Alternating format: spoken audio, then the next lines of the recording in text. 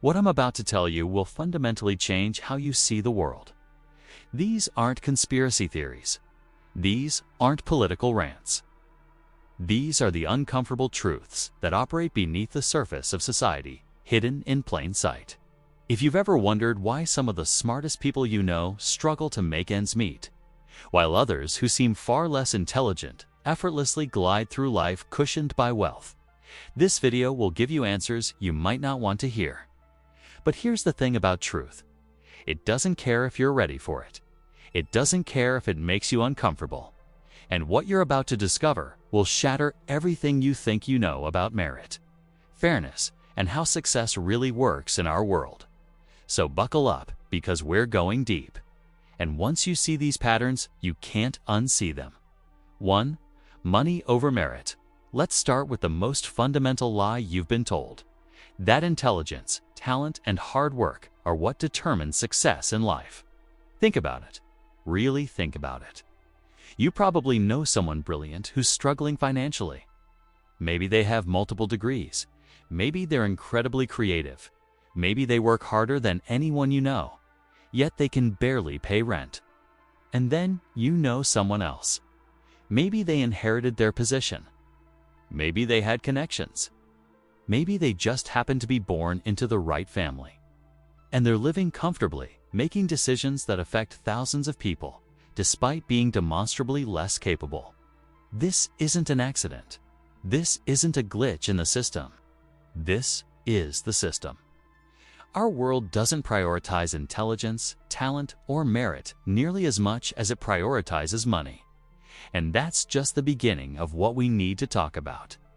Let's look at education first. Intelligence should open doors, right? But from the earliest stages, it's wealth, not ability, that determines your starting line. The child born into privilege doesn't just receive better resources or more qualified teachers. They inherit connections, opportunities, and an early boost in a race that many never even get to enter. Intelligence, meanwhile, is often trapped, struggling just to be recognized. Schools in affluent neighborhoods receive more funding, attract better teachers, and offer extensive extracurricular programs. Wealth buys private tutoring, specialized test preparation, and prestigious internships. Meanwhile, bright students from poorer backgrounds are left fighting for the bare essentials: intelligence, raw potential, brilliance. These are all secondary if there isn't money backing them up. The workplace isn't much different. We love to believe that brains and hard work automatically equal success. Yet, look around.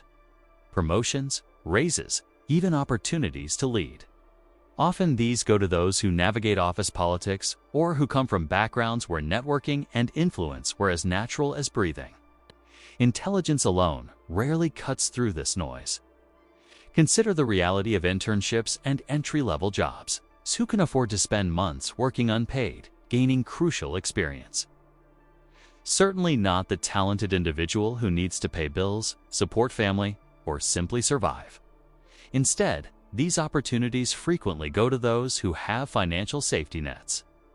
Their intelligence or ability may be mediocre, but their bank accounts speak volumes. Our culture romanticizes the genius inventor, the lone visionary whose brilliant mind changes the world. But what's the unspoken truth behind every great innovation? Money. Without funding, without investors willing to take risks, even the most brilliant ideas suffocate in silence. Genius needs capital to speak, to act, to matter. Think of all the brilliant ideas you've never heard about because they lacked initial funding. Innovations in medicine, technology, sustainability, all potentially transformative, yet overlooked because investors saw quicker profits elsewhere. Meanwhile, less revolutionary ideas backed by substantial capital thrive simply due to financial backing, dominating markets not because they're better, but because they're wealthier. In society itself, wealth doesn't just open doors, it writes the rules. Laws, policies, entire systems bend around money. Intelligence can identify injustice, highlight flaws, scream for change. But without financial leverage, it's just a voice lost in the wind. Money shapes society's future far more decisively than ideas ever could. Consider politics, the arena where decisions affecting millions are made. Who truly holds power? It's rarely the most intelligent or the most ethical. It's the richest. Campaigns run on money. Policies are influenced by lobbyists with deep pockets. The intelligent citizen without financial backing watches from the sidelines, their brilliance overshadowed by the brute force of wealth. Media, too, is dominated by financial power. Ideas gain traction not because they're inherently valuable, but because someone with enough money decides they're worth attention. Intelligent, thoughtful commentary can easily be drowned out by louder, wealthier voices capable of buying airtime, manipulating public perception, and shaping narratives. Why is this disturbing? Because it reveals a truth we've long tried to ignore. Our world is not built to reward merit or intellect, but wealth. Intelligence isn't irrelevant, simply secondary. Money doesn't just talk, shouts louder, commands attention, and silences opposition. Recognizing this doesn't mean accepting defeat, but it means understanding the real rules of the game. Intelligence matters, but without money, its influence is painfully limited. If you've ever wondered why the world seems unfair, unequal, tilted heavily toward the wealthy, it's because it is. Yet, despite knowing this, we cling to myths that intelligence alone can break through barriers. We teach children to believe that good grades and smart ideas guarantee success. We perpetuate this narrative because acknowledging the overwhelming power of money is uncomfortable. It confronts us with an unsettling truth: meritocracy. The comforting idea that talent and hard work are the keys to success is largely an illusion. But this isn't simply a bleak indictment, it's a necessary awareness. The more clearly we see the game, the better equipped we are to navigate it, challenge it, and maybe even change it. 2. The vulnerability of virtue. Have you ever noticed how often genuinely good people find themselves caught up in situations they never intended to be in? Silenced, manipulated, or subtly controlled. It's unsettling to acknowledge, but the disturbing truth is that the kindness, empathy, and moral compass of good people often become their greatest vulnerabilities. Think about the qualities we associate with being good: compassion, empathy, generosity, a strong sense of duty. These virtues make societies thrive, communities flourish, and relationships meaningful. But they also create openings for manipulation. Why? Because manipulators thrive on trust. They exploit our best instincts, knowing precisely how to twist kindness into compliance. Take guilt, for example. One of the simplest yet most powerful tools of control. Good people naturally feel responsible for the well-being of others. When told their actions, or lack thereof, hurt someone, they reflexively internalize blame. Manipulators recognize this. They weaponize guilt, carefully turning acts of kindness into obligations and generosity into debt. Consider the subtle power dynamics in friendships, relationships, or even workplaces. Someone consistently goes above and beyond, not because they're weak, but precisely because they are good. They take on extra tasks, stay late, sacrifice their own needs. Slowly, without realizing it, their kindness shifts into expectation. Once generosity is normalized, it stops being appreciated and starts being demanded. Soon, a good person finds themselves trapped by their own decency, guilted into maintaining behaviors that slowly erode their autonomy. Another vulnerability: empathy. Good people instinctively imagine themselves in the position of others, feeling their pain, understanding their struggles. This trait, essential for building trust and meaningful connections, also becomes a double-edged sword. Empathy makes it difficult to set boundaries, because setting boundaries can feel harsh, even cruel. Manipulators exploit empathy by constantly presenting themselves as victims needing rescue, assistance, or special consideration.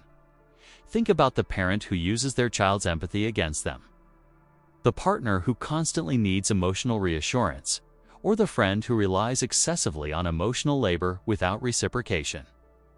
Empathy, intended to build connections, becomes a leash, subtly controlling good people through the fear of being labeled selfish or unkind. Then there's the need for approval and the fear of conflict. Good people often prioritize harmony. Conflict feels uncomfortable, hostile even. So they learn to avoid confrontation. Manipulators exploit this avoidance. They create environments where any disagreement is labeled disruptive or toxic. Slowly, good people become silent, compliant, sacrificing their true thoughts and feelings for the illusion of peace. And it doesn't stop at personal relationships. Societal systems themselves rely on the compliance of good people. Governments, institutions, and corporations frequently appeal to civic duty, collective responsibility, and moral obligation to maintain control. Good citizens comply because they genuinely care about community, justice, and stability. But their goodness makes them less likely to question motives, challenge narratives, or demand transparency. They are obedient, not through coercion, but conviction. Even the language of morality is weaponized. Good people don't complain. Good citizens don't disrupt. Good employees don't question. Such narratives subtly condition people to associate virtue with silence and obedience. To question authority or demand fairness becomes equated with selfishness, rebellion, or troublemaking. So why is recognizing this disturbing? Because it shatters the comforting illusion that goodness always leads to happiness or fairness. It reveals that society's moral structure, far from protecting good people, often leaves them vulnerable to manipulation. It challenges the reassuring notion that kindness, empathy, and generosity are always rewarded. In reality, they're frequently exploited. Yet understanding this doesn't mean abandoning goodness or virtue. Instead, it calls for an essential shift. Good people must learn to recognize manipulation, set firm boundaries, and understand that true kindness sometimes means protecting themselves. Goodness doesn't have to equate to vulnerability. Awareness and strength must accompany compassion. Being good is admirable, essential even, but being good and aware, that's powerful. It's not enough to merely be virtuous. Good people must also be vigilant, ready to identify when their virtues are being twisted into tools of control. Only then can kindness remain what it was always meant to be, a strength, not a weakness. 3. The exhaustion machine. Have you ever stopped to wonder why you're always tired? Not just physically tired after a long day, but mentally and emotionally exhausted in a way sleep never fully cures. This isn't an accident. It's not your fault, nor is it a sign of personal weakness. It's something deeper, intentional, and more insidious. The system itself thrives on your exhaustion. Look around. From the moment you wake, you're bombarded by a never-ending stream of demands, distractions, and obligations. Notifications scream for attention. Work tasks pile up endlessly. Bills demand payment, and social pressures never let you pause. The world moves fast, deliberately, too fast. Because when you're tired, truly worn down, you're less likely to question, less likely to resist, and more likely to accept whatever reality you're handed. Exhaustion isn't just an inconvenience. It's a powerful tool of control. When you're constantly overwhelmed, your ability to critically think or challenge authority diminishes. It's not that you're incapable, simply that you lack the energy to engage. Fatigue makes it difficult to think clearly, easier to accept simple answers, comforting lies, and shallow distractions. It turns you from an active participant into a passive observer, quietly accepting rather than actively shaping your life. Consider your typical workday. Most modern workplaces emphasize productivity above all else. You're rewarded not for efficiency, but for endurance. The ability to handle more work, more pressure, more stress. The mythical hustle culture glorifies exhaustion as a badge of honor. You're subtly trained to associate being overwhelmed with importance, dedication, and success. But ask yourself, Who truly benefits from this relentless pursuit? Certainly not you. Productivity has soared over the last decades, yet wages stagnate, benefits dwindle, and job security vanishes. The system extracts value from your exhaustion, channeling your effort upward while leaving you depleted. And the cruelest part, you're told to be grateful for the privilege of working yourself into the ground. Beyond work, exhaustion is everywhere. The endless scroll of social media isn't designed for your relaxation or genuine connection. It's optimized to keep you emotionally drained, yet compulsively returning for more. Algorithms carefully calibrate your attention, knowing exactly when to deliver dopamine hits, outrage, and anxiety, keeping you in a perpetual state of reactive exhaustion. Then there's consumer culture built on your fatigue. Exhaustion weakens your self-control and amplifies your desire for quick comforts. After a draining day, resisting impulse buys, unhealthy food, or unnecessary products becomes difficult. Corporations know this. Your exhaustion fuels profits, quietly encouraging you to buy comfort, convenience, and distraction, further embedding you into the cycle of work, spend, consume, repeat. Politically, exhaustion serves another critical purpose. It suppresses dissent. An exhausted population doesn't protest injustice, demand accountability, or challenge systemic corruption. It's too tired to mobilize, too overwhelmed to organize. Political and economic powers benefit from your exhaustion precisely because it keeps you compliant, quiet, and manageable. But perhaps the most disturbing aspect of all is how exhaustion isolates you. Relationships suffer when everyone is perpetually tired. Communities weaken as individuals retreat inward, too drained to participate. Isolation makes control easier. If you're disconnected, you're less likely to see the shared struggle, less likely to recognize systemic exploitation, less likely to unite against it. This system of exhaustion thrives because it's invisible, disguised as normal life. You're taught exhaustion is natural, unavoidable, even virtuous. But recognizing this manipulation is the first step toward reclaiming your power. Realize your exhaustion isn't a personal failing. It's a deliberate, calculated outcome of a system designed to exploit it. Breaking free isn't easy. It requires conscious resistance. It means redefining your value beyond productivity.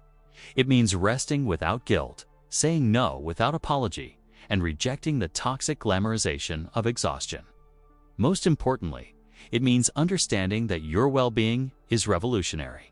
The system needs you exhausted. But what it fears most is your awakening. Imagine what would happen if, collectively, we refuse to participate in our own exploitation. Imagine the strength, clarity, and resilience of people no longer exhausted but empowered. The system thrives on your exhaustion. Don't give it the satisfaction. 4. The comfort trap. Imagine you're sitting on a plush, comfortable couch. Your favorite show is streaming. A delicious meal sits within arm's reach. And your worries feel distant, muffled by the gentle hum of contentment. Now ask yourself, why would you ever leave? Why question anything at all when comfort feels so good? Comfort isn't just pleasant, it's intoxicating. It soothes anxieties, numbs fears, and gently persuades you to accept things exactly as they are. But here's the unsettling truth. Comfort isn't just relaxation.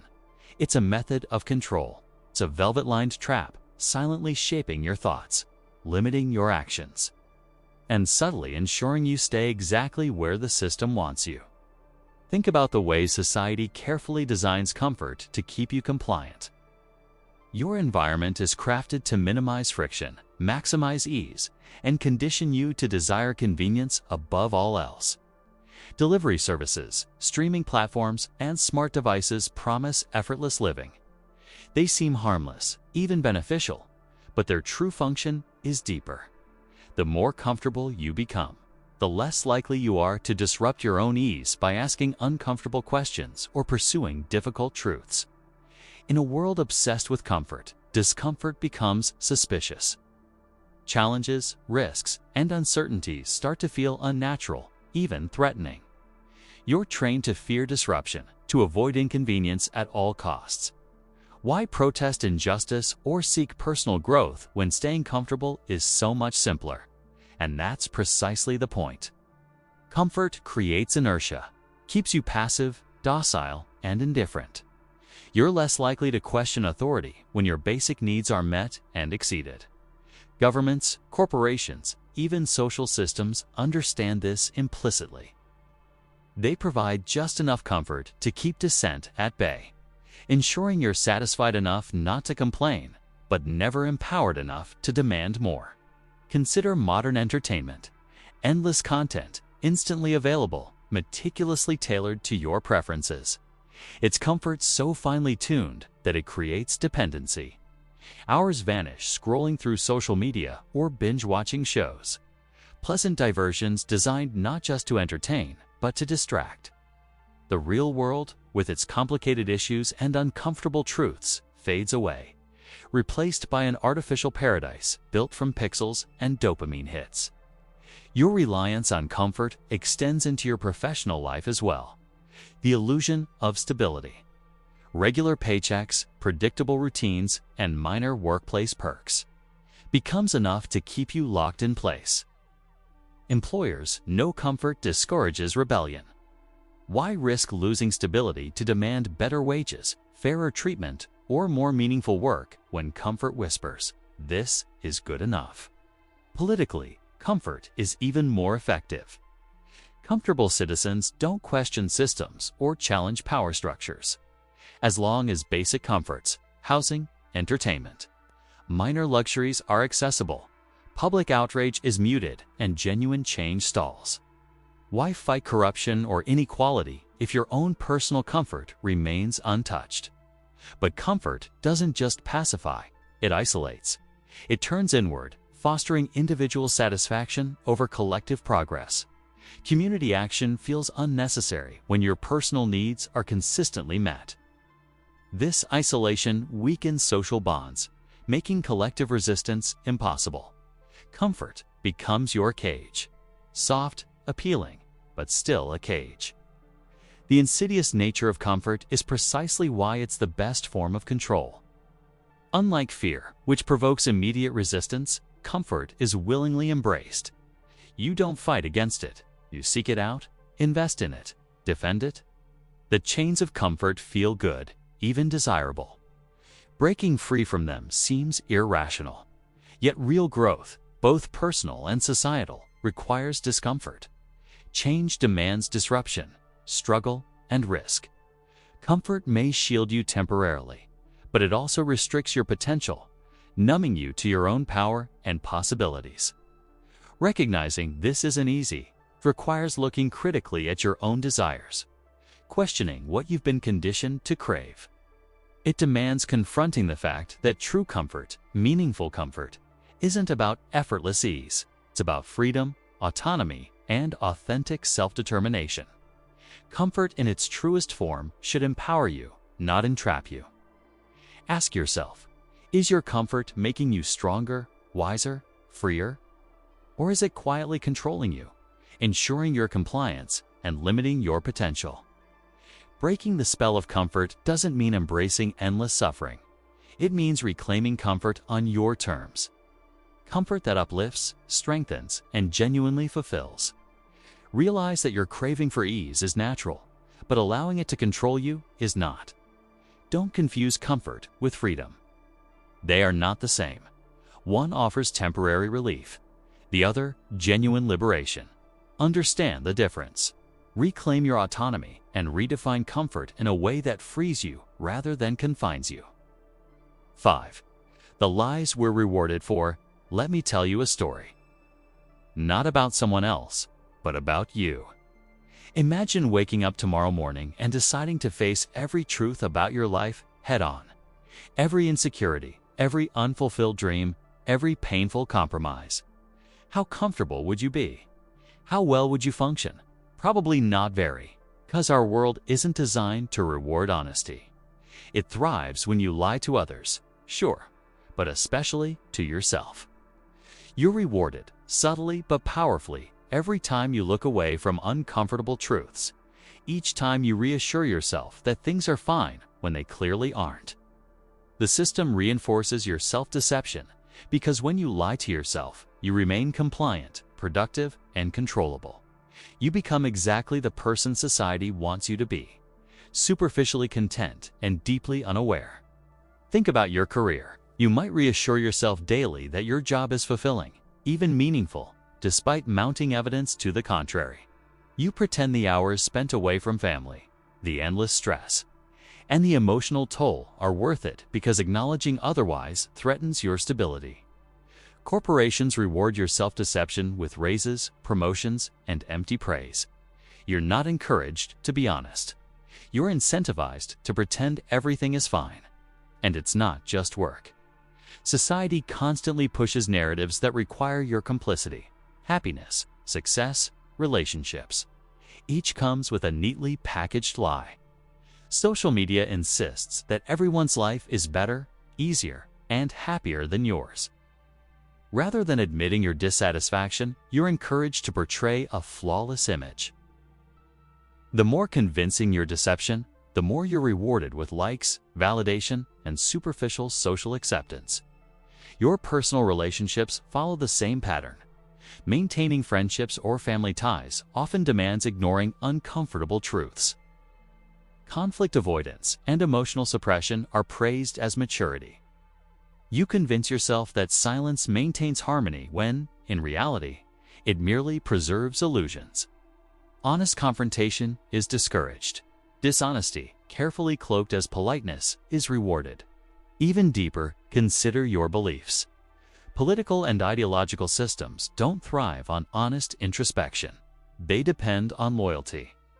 Questioning core beliefs is unsettling, risky, even dangerous. It's easier to lie to yourself, to accept simple narratives that provide comfort. Your compliance is rewarded with belonging, acceptance, and identity. Self-deception binds you to ideologies that promise safety at the price of authenticity. But why are you so easily rewarded for lying to yourself? Because self-deception serves the powerful. It maintains social order and preserves existing hierarchies. People who lie to themselves are predictable, reliable, and easily manipulated. They consume endlessly, accept injustice passively, and rarely demand better. This pattern is disturbingly effective. Your brain itself rewards you for lying. Facing harsh truths triggers anxiety, fear, and stress. But self-deception releases dopamine, creating a comforting neurological loop. Your brain literally incentivizes you to ignore reality, rewarding avoidance with temporary peace, further embedding the habit of self-delusion. Yet, what's the ultimate cost of these comforting lies? Over time, the gap between your true self and the persona you project grows wider, leading to emotional numbness, disconnection, and a pervasive emptiness.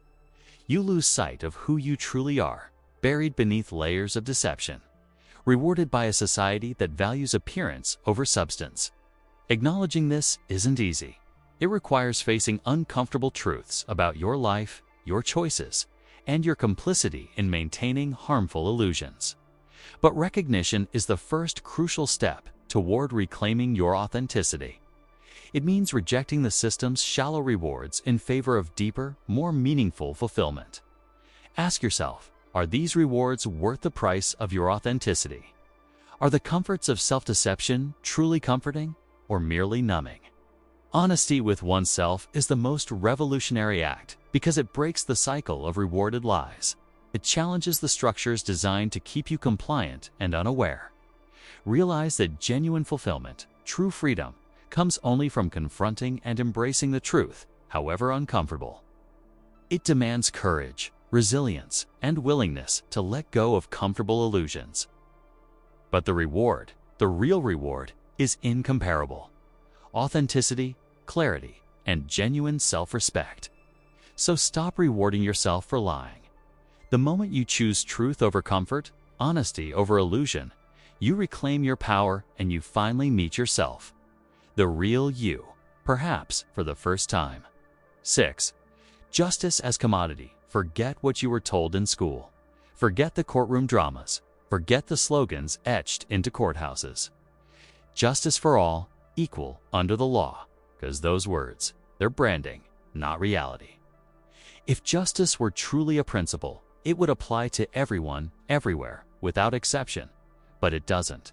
It never has. Justice in the real world is a commodity, rationed, conditional, and often only available to those who can afford it. Now ask yourself, who gets justice quickly? Who gets heard, believed, vindicated? And who gets ignored, dismissed, or crushed under the weight of bureaucracy and delay? The answers aren't random. They follow a pattern written in class, wealth, power, and influence. We say justice is blind, but in practice, it sees everything. It sees your race, your income, your connections. It weighs your status before it weighs your evidence. The wealthy don't face the system. They own it. They hire better lawyers, manipulate narratives, delay proceedings, or make problems disappear entirely. Their justice isn't served. It's sculpted. Meanwhile, for the average person, justice is a slow, expensive, and punishing process. It's waiting months for a court date, years for resolution, and sometimes a lifetime for fairness that never comes. It's being told you have rights, then watching those rights vanish the moment you can't pay for the right representation. The truth, you don't get the justice you deserve. You get the justice you can afford. This isn't just about high-profile court cases or headline scandals. It's about the daily erosion of fairness across the system. It's the tenant evicted with no warning while the landlord walks free from responsibility. It's the worker exploited under wage theft laws that are never enforced. It's the protester jailed for speaking out, while those in power silence dissent with impunity. The system is built to appear fair while functioning as a gatekeeper. It teaches you to trust the process while ensuring the outcome is predetermined. For the privileged, justice is preventative. It protects. For everyone else, it's punitive. It punishes. That's the quiet trick. Same word, different outcomes. Worse still, justice is performative. Governments and institutions love showcasing it when it's convenient. When it suits public relations, when it distracts from deeper rot. A symbolic arrest here, a public trial there.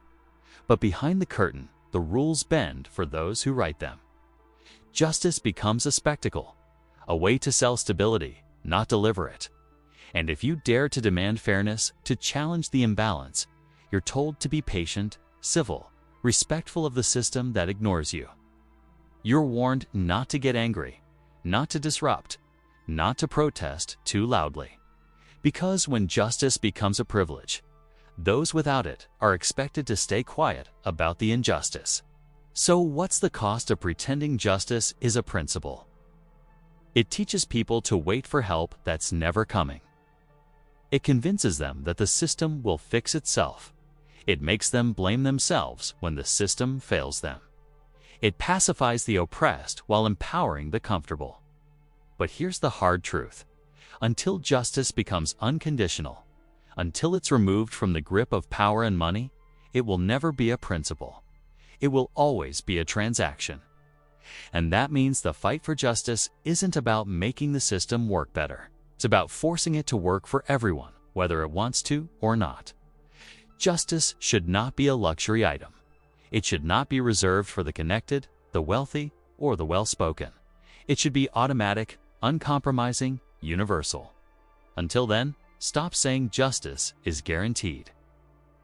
Say what it really is. A privilege distributed by design, not a principle upheld by default. Only then can we begin to fix it. 7. Punishment pays, prevention doesn't. You want to understand how a system really works. Don't start with the laws. Don't start with the speeches or the mission statements. Start with the cash flow. Who's getting paid? How are they getting paid? And what behavior makes them the most money? Because when you follow the money, one truth becomes impossible to ignore. Punishment pays. Prevention doesn't. Think about prisons, not as moral institutions, not as centers for rehabilitation, but as businesses. Because that's what they are. Private prisons, prison contractors, surveillance companies, phone service vendors. They all turn a profit off incarceration. Every new inmate is a new revenue stream. Every extended sentence means another month of billing. The longer people stay trapped, the better the margins. Now ask yourself, where's the money in prevention? Where's the incentive to stop crime before it happens? To invest in mental health care, addiction support, education, community programs? There isn't one. Not really. Because prevention costs money up front. And worse, it reduces future profit by reducing future crime. If people get healthy, supported, stable, they stop feeding the punishment machine. It's not just prisons, fines, fees, citations. They're all revenue tools. Cities depend on them.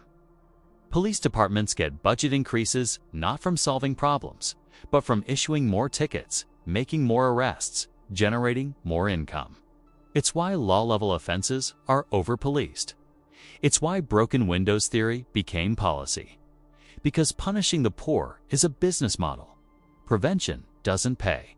Policing poverty does. And once you're in the system, every step is monetized.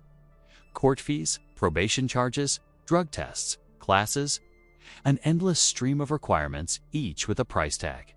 Miss one payment, more punishment, more profit. The cycle continues.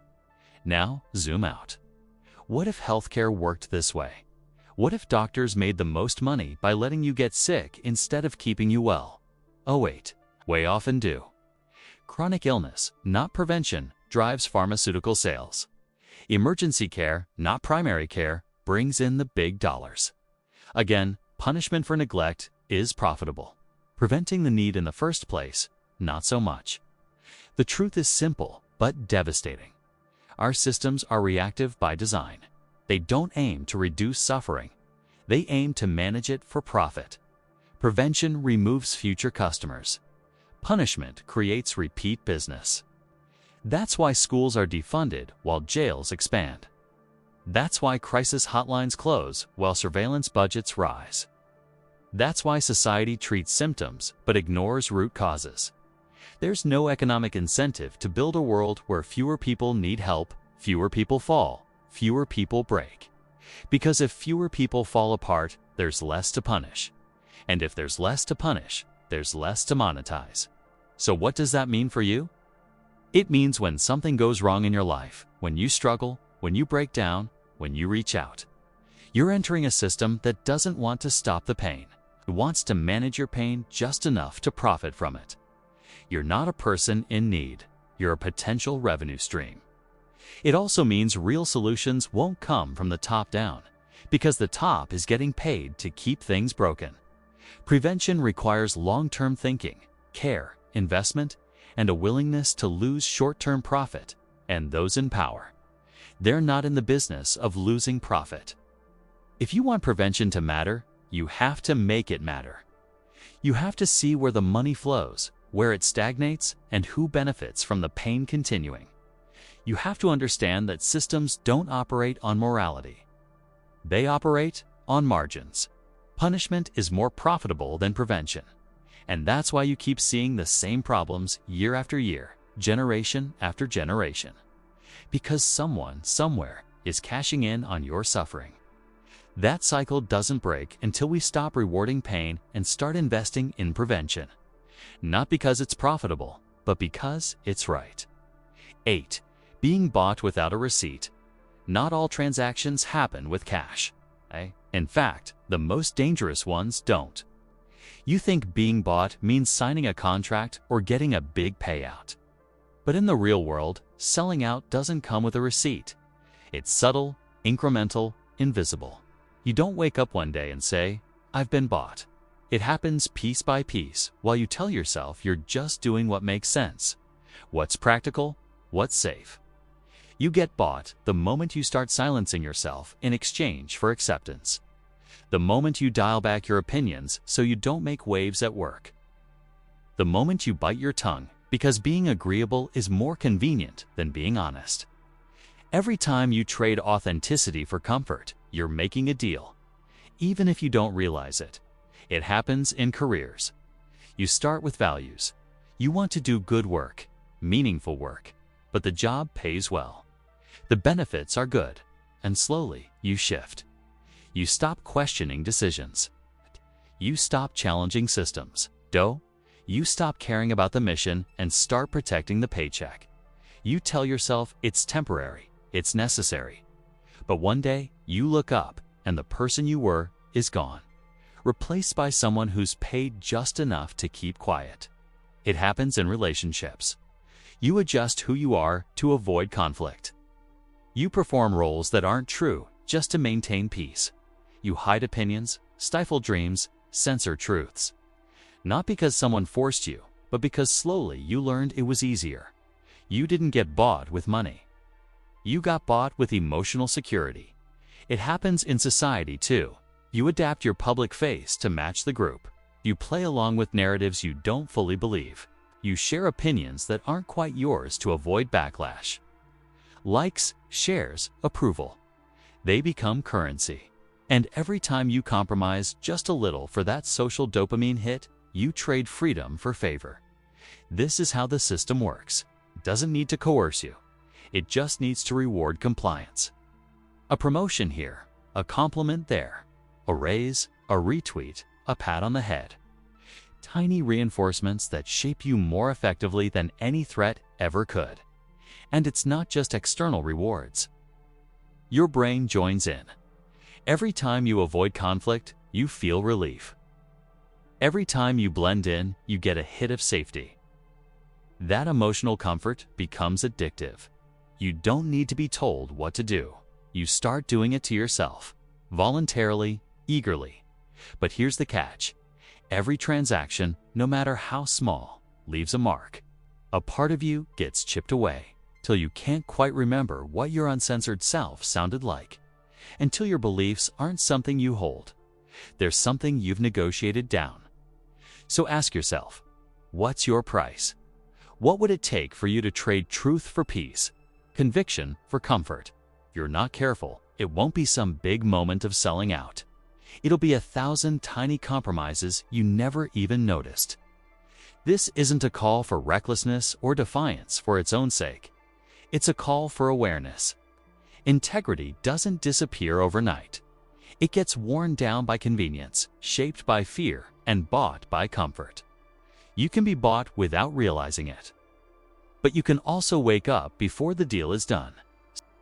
Start paying attention. What are you trading? Who benefits? And what's it costing you to be accepted? Because sometimes the highest cost isn't paid in dollars. It's paid in silence, in surrender, and in the slow erosion of who you were meant to be. 9. Kindness born from fear. Imagine someone smiles at you, holds the door open, compliments your outfit, listens when you speak. You think, what a kind person.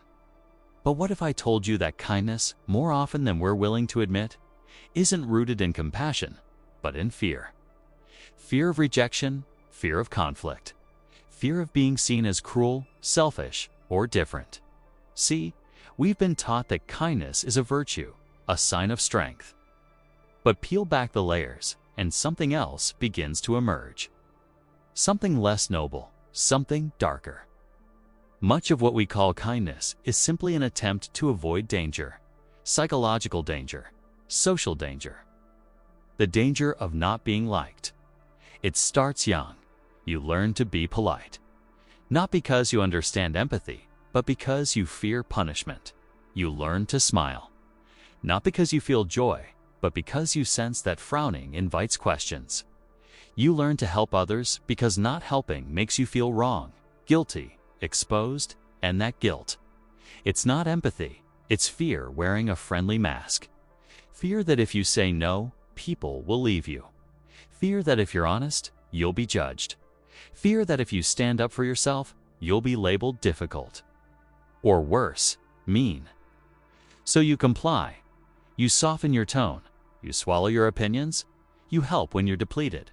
You give when it hurts. And all the while, you're praised for your kindness. But inside, you're slowly disappearing. Because what people are really praising isn't your virtue, it's your obedience, your reliability, your silence, your predictability. Kindness becomes the armor you wear to avoid confrontation, the shield that hides your anger, your sadness, your truth. You don't want to rock the boat. You don't want to cause waves. So you smile, nod, say no problem, even when it is a problem. And you're rewarded for it. With approval, with acceptance, with the temporary comfort of being liked. But that comfort is hollow because deep down, you know it's conditional. You know your place in people's lives depends on your performance, on how well you play the role of the agreeable, helpful, pleasant one. And you feel it when you try to stop. The moment you set a boundary, the moment you say no, the moment you act in your own interest, something shifts. The praise fades. The warmth cools. People begin to question your character because they weren't loving you. They were loving your compliance. This is the terrifying part. Kindness, when born from fear, becomes a form of self-erasure, a quiet surrender, a way of keeping the peace by making yourself invisible. It's not that genuine kindness doesn't exist. It does, but it's rarer than we like to think. True kindness is not born from fear. It doesn't shrink to avoid judgment. It doesn't bend to gain favor. True kindness has teeth. It has strength. It says no when it needs to. It risks being disliked in order to be honest. It chooses truth over harmony, integrity over comfort, and most of what we call kindness. It's the opposite. It's self-preservation masquerading as virtue. It's the fear of being unloved, disguised as compassion. It's the desperate need to belong, dressed up as empathy. We live in a world that rewards appearance over authenticity, that praises those who go along, stay quiet, do what's expected. So it's no surprise that so many of us become masters of pleasant deception, appearing kind while slowly suffocating our real needs and desires. But here's the cost. You lose touch with who you really are. You become so practiced at pleasing others that you forget what you want, what you believe, what you feel. Your own voice becomes faint, muffled by the constant performance of politeness. And eventually, you begin to wonder, if people like me, but they don't know the real me, do they like me at all? You start to see that your kindness hasn't protected you. It's imprisoned you.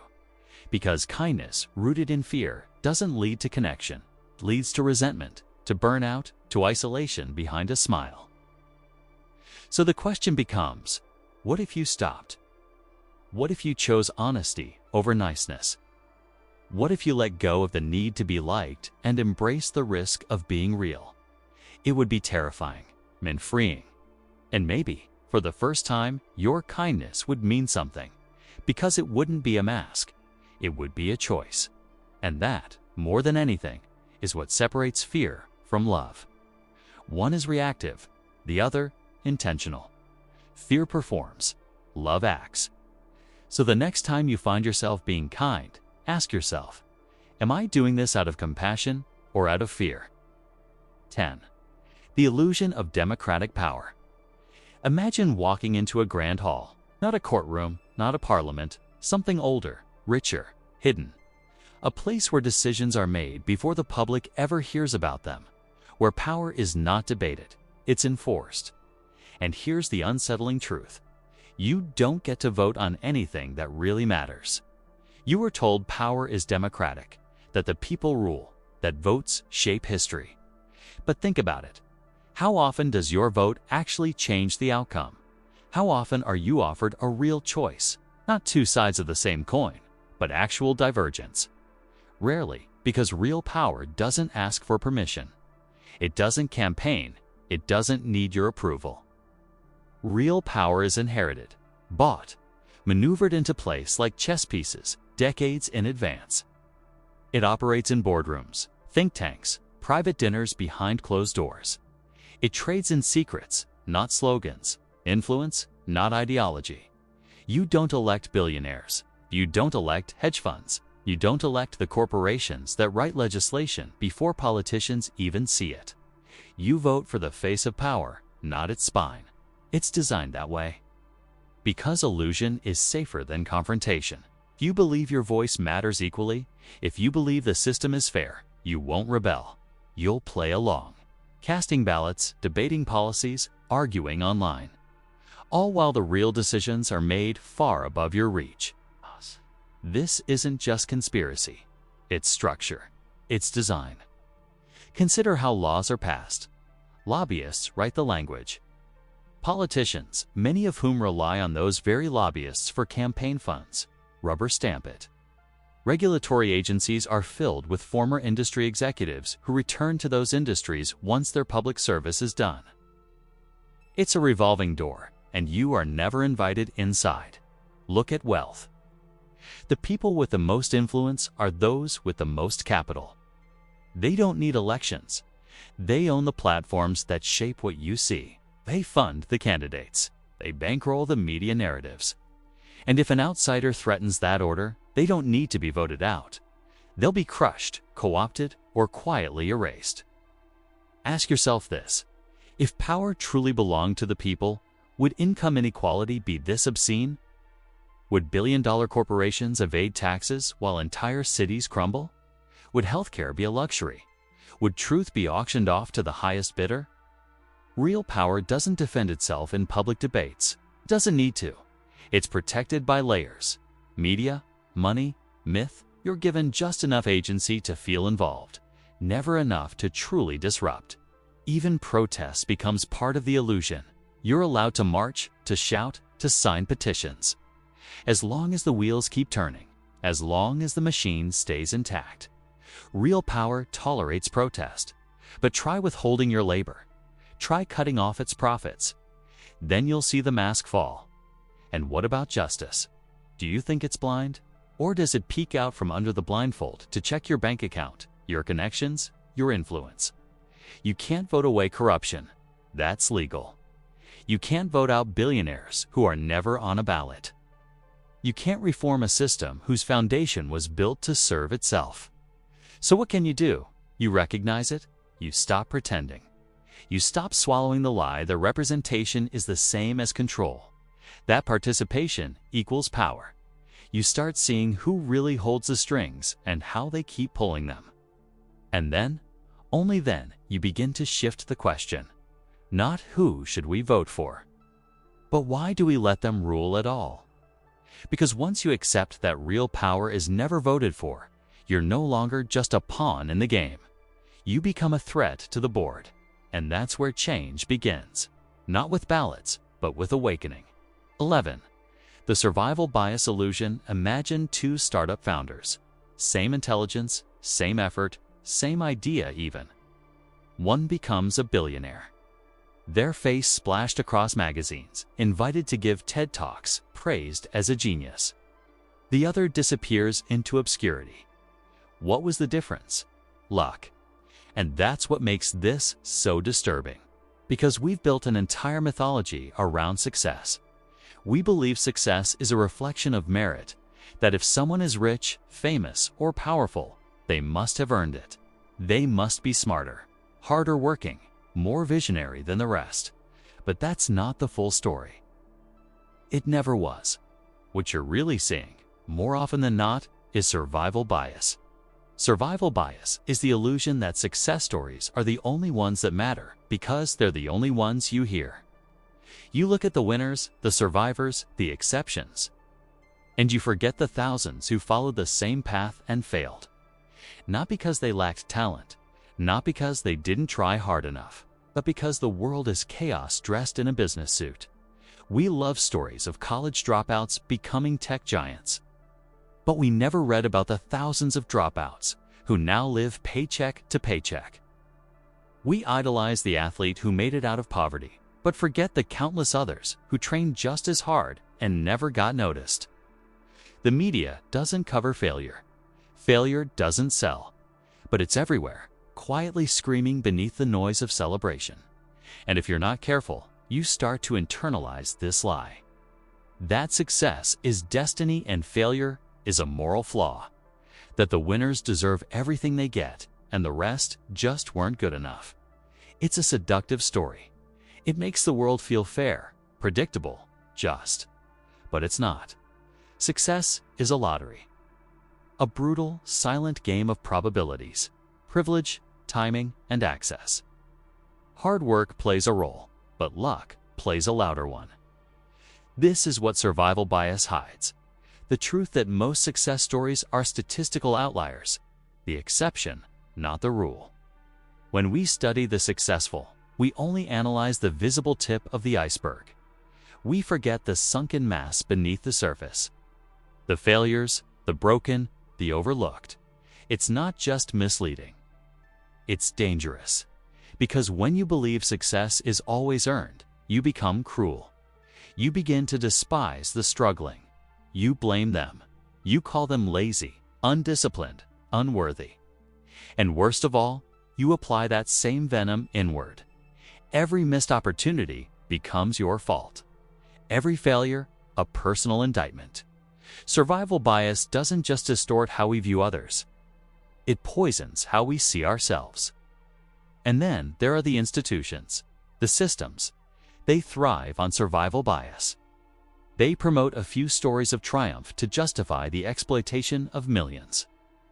Look, they say, he made it. You can too. It's the ultimate distraction. Convince people the game is fair, and they'll keep playing it no matter how rigged it is. Even in education, we praise the school that produced a Nobel laureate, but ignore the thousands of other students it failed. In business, we celebrate the CEO who turned a garage into a corporation, but erase the years of unpaid labor, inherited wealth, or insider connections that made it possible. The myth of meritocracy keeps us compliant. It convinces us that success is just a matter of trying hard enough, that if we just believe, grind, and sacrifice, we'll be rewarded.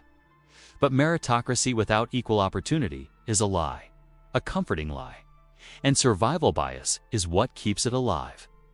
So what does this mean for you? It means you need to stop comparing your backstage to someone else's highlight reel. It means questioning every story that makes success sound inevitable. It means remembering that for every shining star, there are galaxies of talent that never got their light. It means having compassion for others and for yourself, because maybe you didn't fail. Maybe you just didn't get lucky. And maybe that's the most honest, most human truth there is. Success isn't a mirror of your worth. It's a ghost story told by the few who made it out alive. So survival bias is the haunting silence of those who didn't. 12. News as bait. Not information. Imagine waking up groggy, grabbing your phone and scrolling through headlines. A fire in a distant city. A murder in a quiet suburb. A scandal rocking a political party. It feels urgent, important. Like the world is unraveling, and you must stay tuned just to survive it. But here's the question no one wants you to ask. Is this information or is it bait? We like to believe that the news exists to inform us, to keep us educated, prepared, aware. But that's the illusion. That's the trick. The disturbing truth, the primary purpose of modern news isn't to inform you. It's to keep you watching. Think about the structure of most news. Breaking updates, red banners, urgent music. Endless loops of the same footage, the same talking points, the same fear-stoking language. That's not information architecture. That's psychological engineering. News outlets are businesses. They don't sell facts. They sell your attention. And the more anxious, outraged, or afraid you are, the longer you stay glued to the screen. Fear boosts ratings. Outrage drives clicks. Confusion increases engagement. This isn't an accident. It's design. Notice what's rarely reported. Progress, nuance.com resolution. Those don't sell. Those don't make you scroll. What does? Crisis, division, sensationalism. The world isn't necessarily getting worse. It's just being curated to seem that way. And this curation creates a distorted mirror. You don't see the world as it is. you see the world as the algorithm wants you to see it. Think about how this affects you. Every day, you're absorbing stories that make you feel powerless, enraged, and perpetually on edge. And every time you react, comment, share, click, you're not resisting the system, you're feeding it. The media cycle isn't built for clarity, it's built for addiction. The endless scroll, the just one more video, the autoplay that pulls you deeper. These aren't tools of education, they're mechanisms of retention. The more time you spend consuming, the more ads you see, the more data they collect, the more money they make. That's the real economy of modern news. Your emotional volatility converted into corporate profit. And the most insidious part, the illusion of choice. You think you're choosing what to watch? In reality, the algorithm chooses for you. Learning what keeps you angry, what keeps you scared, and what keeps you watching. You're not informed. You're conditioned. Conditioned to fear your neighbor. Conditioned to distrust anyone who thinks differently. Conditioned to see the world not as a complex place full of nuance, but as a battlefield where every headline is a weapon. This is how division is monetized. How polarization becomes profitable. The news doesn't just report conflict. It manufactures it, sustains it, amplifies it. And when the dust settles, when the facts eventually emerge, when the story is corrected or clarified, it's buried. Because clarity doesn't trend. Resolution doesn't go viral. Because reflection is slow. Deliberation is boring. Thoughtfulness doesn't sell ads. But here's the kicker. This system isn't broken. It's working exactly as designed. The goal isn't truth. It's engagement. And engagement doesn't care if you're informed. It only cares that you don't look away. So ask yourself, how much of what you believe is truly your belief? And how much has been fed to you, piece by piece, headline by headline, until it felt like your own thought? This is not a call to abandon the news. It's a call to question it, to recognize that not all information is created equal, that some truths are drowned in noise, that sometimes being informed starts with turning the volume down. Because if you don't, you risk becoming what the system wants most, a perpetual viewer, not a thinker, not a citizen. Just another pair of eyes, another captive mind. The news isn't there to serve you. It's there to survive you. And the best way to survive in a world of noise is to learn when to stop listening. 13. Proximity blindness. Picture a fire spreading across the forest. You see the smoke in the distance. You hear the warnings. But the flames aren't at your doorstep yet. So you keep scrolling. You keep sipping your coffee. You convince yourself it's not your problem. Not yet. This is how most people live. They don't care until it hurts them. It's not because they're evil. It's because they're human. We're wired for proximity, for immediacy, for survival. If the pain isn't personal, the urgency doesn't register. A tragedy in another city, a crisis in another country. You might care for a moment. You might even post about it. But then you go back to your life, untouched, unchanged, until the fire reaches your door. There's a cruel logic to human empathy. It narrows with distance. A single tear on a friend's face can move you more than the suffering of thousands halfway across the world. The closer the pain, the sharper it cuts. And until you bleed, you often don't believe. This is why injustice thrives. Not because people are incapable of compassion, but because they wait. They wait until the system that crushed others finally turns on them. Until their job is gone, until their house is underwater, until their child can't afford medicine. Then suddenly, they care. Then they rage. But by then, the fire has already consumed too much. You see it with poverty. When it's just statistics, it's easy to ignore. Moat, lose your own job, struggle to pay rent, and suddenly you see it everywhere. You recognize the desperation in every grocery store aisle, every overdue bill. The empathy arrives, but late, always late. Look at politics. As long as policies hurt someone else, they're tolerable. As long as surveillance is used on others, it's justified. But the moment it touches your rights, your freedom, your voice, that's when you protest. That's when you notice, when it becomes real. This isn't just individual failure, it's a systemic one.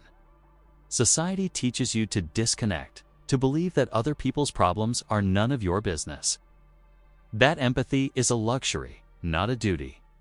You're told to focus on yourself, your goals, your grind, and so you look away. Not because you lack a heart, but because the system keeps you distracted, comfortable, and just detached enough to never feel the full weight of someone else's pain. And the media knows this. Stories that don't affect you directly are packaged like entertainment. Flashy, brief, disposable. They're designed to keep you informed enough to feel aware, but not enough to act. So the cycle repeats. Hey, people don't care until it hurts them. But when it does, when the pain becomes personal, it's often too late. The damage is done. The structure that failed someone else has now collapsed on you. And you wonder why no one warned you, why no one helped, but they did. You just weren't listening. And now you know why the world doesn't change. Because waiting until it hurts is always too late. Real change demands preemptive empathy. It demands that you care before you're forced to. That you listen when it's not your voice being silenced. That you fight when it's not your fight. Because eventually it will be. The truth is brutal. The fire is always coming. If you only react when the flames touch your skin, you've already lost. So the question is, how close does the pain need to be before you finally care? And by then, what's left to save? 14. Emotion over facts. Think about the last time you changed your mind. Not about something small, something big. Something that shattered your worldview, made you rethink everything, forced you to confront a truth you didn't want to believe. Now ask yourself, what convinced you? Was it a perfectly reasoned argument? A tidy stack of facts? Or was it something else? Something raw, emotional, maybe even irrational. Here's the disturbing truth. Facts don't change minds. Emotions do. Truth, as noble as it sounds, doesn't spread on its own. It's fragile, quiet, easy to overlook. But emotion is viral. Emotion doesn't wait to be verified. It doesn't need evidence. It doesn't care about nuance. It just explodes, and it takes everything with it. This is why lies spread faster than truth. Why propaganda works. Why disinformation dominates the internet. Because it's not about what's true. It's about what's felt, what triggers, what provokes. Our brains aren't designed to reward accuracy. They're designed to reward survival. And survival isn't about being right. It's about reacting fast. That's why fear, outrage, and tribalism hijack our attention. They activate our ancient instincts. Truth doesn't stand a chance in the face of a well-crafted emotional hook. You've seen it on social media, in politics, in the stories we tell. The most shared content isn't the most accurate. It's the most outrageous, the most heart-wrenching, the most infuriating. Algorithms aren't searching for truth. They're searching for engagement. They don't care if something is real. They care if it keeps you scrolling, clicking, sharing. And what keeps you hooked? Emotion. This is why bad actors succeed. Why manipulators rise. They don't need to be right. They just need to feel right. They craft narratives that bypass logic and sink directly into your nervous system. They make you angry, afraid, validated. And once you're emotionally hooked, the truth becomes irrelevant. We like to believe that if people just knew the facts, they'd see things clearly. That ignorance is the enemy. But ignorance is easy to fix. Emotional attachment, that's harder. Once someone feels a certain way, truth becomes an obstacle, not a solution. It threatens identity. It feels like an attack. And so, truth dies. Not because it isn't known, but but because it isn't felt. This is why debates often fail, why logic rarely changes hearts. Because truth without emotion is sterile. It feels cold, disconnected, and in a world saturated with noise, only what screams gets heard. It's not that truth has no power. It does, but only when it rides the wave of emotion. Only when it taps into something deeper than data, something visceral. This is why storytelling matters, why metaphors work, why art and music can reveal truths no textbook ever could. They make truth feel real. They make it stick. And this has consequences. Because if truth needs emotion to survive, then whoever controls emotion controls the truth. And that means reality itself becomes a battlefield. Not of facts, but of feelings. The terrifying part, most people don't even realize it's happening. They believe they've reached conclusions rationally, independently. But in truth, their beliefs were sculpted by repetition, by community, by emotional resonance, not by evidence, by accuracy. Even you, even now, you are not immune to this. None of us are. We are emotional creatures first and foremost. Rationality came later, and it's always been playing catch-up. So what do you do with this knowledge? You stop pretending that truth alone is enough. You learn to speak the language of emotion, not to manipulate, but to connect. You tell stories. You create meaning. You wrap truth in feeling so it can finally breathe. Because if you don't, someone else will. And they'll use emotion to bury the truth instead. The truth doesn't spread. Emotion does. And if we don't understand that, if we don't learn to wield that, we will keep losing to those who already do. 15. Charity hiding exploitation. Imagine a billionaire on stage, handing out oversized checks, cameras flashing, the crowd applauding. A donation to end hunger, a pledge for clean water, a scholarship fund for underprivileged youth. It looks noble. It feels generous. But what if it's not? What if charity isn't about helping others at all, but about preserving power?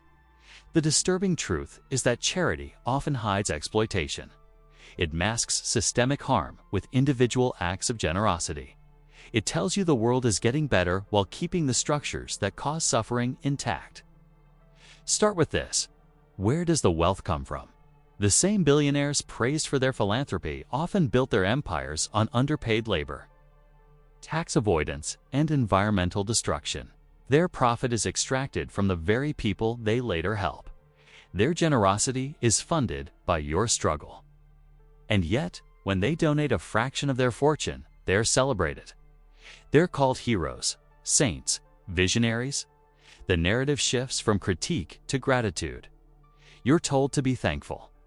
But thankful for what? For the scraps handed back after the feast.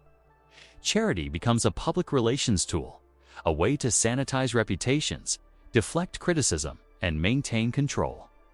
It says, look at what I'm giving, so you don't ask. Look at what you took. But the deception runs deeper. Charity shifts the blame.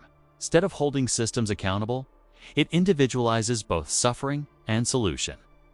You're told poverty exists because people haven't donated enough. Not because wages are suppressed, healthcare is privatized, or housing is treated as a commodity. You're shown images of starving children, crumbling schools, and disaster-struck towns. You're moved to act, to give. But you're never encouraged to question why those conditions exist in the first place. Because if you did, you might realize something dangerous. That your empathy is being used against you.